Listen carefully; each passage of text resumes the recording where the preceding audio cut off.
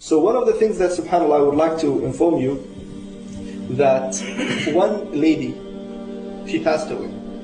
And now this is the Shaykh, he's narrating his story. He's the one who witnessed, and he's the one who was in the graveyard. He said that, from the beginning, the situation was not well. I can see the situation is not well. While giving the ghusl, the face is I can realize, because he's going through experience of 30 years, and smell from the other side and all the other signs. He said, okay, till here I can ignore, and I can just say, okay, maybe it's just a smell coming out of the body and dead body and whatsoever. He said, until they took the body into that bed, and they carried the bed until the graveyard, or until the grave, the Shaykh saying, in the graveyard, we were more than we are big in number. The number can flip the whole car, We are many in number in the graveyard. Now we want to carry this woman and put her inside the graveyard, or the grave, and she is not moving. The 5-6 brothers are trying to, pull this lady. She is not moving. Another 4 or 5 brothers coming and trying to hold this body, and she is not moving. And that's why the Shaykh said, our number was enough to flip the whole car.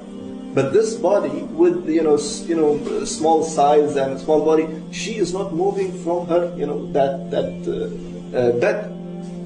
So what's wrong? And he did his best. That body is not moving from that bed.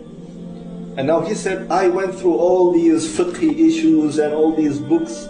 There is nothing like that. Okay, we know if it's bleeding, you do this. If it's broken, you do this. If you have body chopped into many pieces, what you will do, how you will do ghusl and bath and everything. But I never ever come across with this kind of situation, So I have to call one of the mashayikh.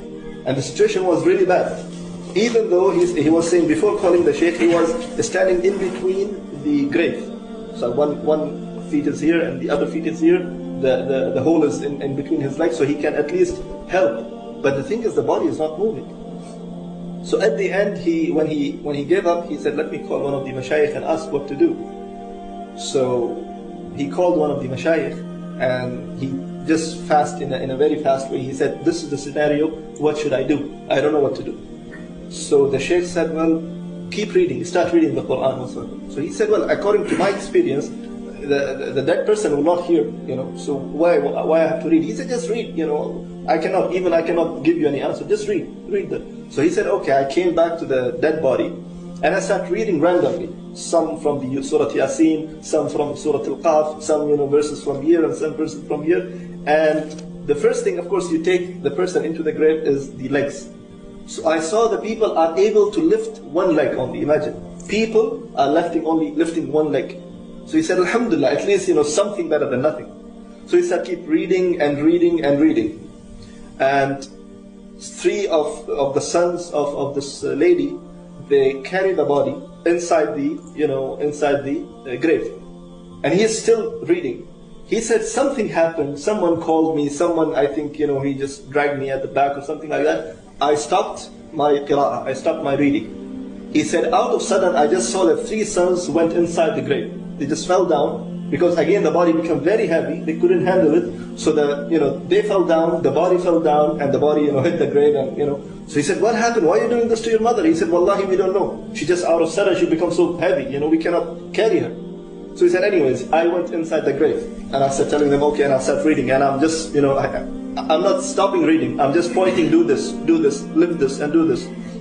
And he said, as a man, as an ajnabi, as a stranger, I cannot touch her, because there is mahram, there is sons and the relative of this lady, so I cannot touch her unless she is completely alone. So I'm just telling and giving the advices what to do and what not to do. And one of the sons, he's crying, continuously crying. So the Shaykh said, what's wrong? What's wrong? He said, Shaykh, Allah khallik, may Allah save you. Don't say anything. Just protect, or what you call, like, istar ala ummi, means like, just make sitter, just protect, and don't say anything about my mother to anyone. He said, I didn't see anything, what you talking about? He said, that's it, Sheikh. I'm just telling you, please protect the name of my mother at least. The Sheikh couldn't understand anything. And then the Sheikh wants to come up, and before coming up from the grave, the son said, may I see my mother's face? The Sheikh said, okay, let me come out of the grave, and you see your mother's face. I cannot, see. So the Sheikh came out, and then the son saw the face. He came out as well, crying a lot, and made the defin and everything. And the son actually, he promised the Sheikh while they were in the grave that I will tell you, but don't say anything to people. I will tell you later on once we are outside the grave. So once it's done and the son is crying, he took him into the side. The Sheikh said, what's wrong? Why are you crying? And he said, no, I will not tell you. He said, you promised me. You promised me you will tell me. He said, no, I cannot tell you, Sheikh. He said, why you promised me and you have to fulfill your promise. He said, I have to just tell you one thing. That the woman that we just buried, she is not my mom. She was not my mom. The Sheikh said, I have the paper. It's your mother and this is her name and this and that. He said, Wallahi, Sheikh, I swear by Allah, when you gave her ghusl, I was there. When you gave her the bath, I was there. Her face was white, And Wallahi, what I saw just now, it was a coal. It was a black stone. And she was not my mom. And he's crying. The Sheikh said, okay, tell me, what's wrong? He said, no, I cannot tell you, Sheikh, and he left. End of the story. Now the Sheikh saying after a few months, Qaddar Allah, that it was Allah's will that, I prayed again janazah in my graveyard. And a man came to me with a long beard, wearing qatra, and there is a spot of sajda on his forehead. And he said, Sheikh, do you remember me? So he said, no, please remind me, I don't know who you are. He said, do you remember a few months ago, there was a lady refusing going inside the grave, and I'm the son. So he said, okay, I think he was before different than now. He said, yes, alhamdulillah, I made a tawbah, and I'm changed. So he said, then why you left? Why you just run away without telling me? You gave me a promise and you have to fulfill your promise. So he said, I will give you now what exactly happened, and I will tell you right now. The Shaykh said, what happened? He said, my mother, in her whole life, she never ever prayed. In her whole life. She never prayed in her whole life. That was the reason that she is refusing to go, and even now it's a dead body. But the body is refusing to go inside the grave, And when I saw that, I was crying. And then at the end, when I saw the last thing, which is opening her face and the cover on her face, and see, it's completely black. She is not my mother.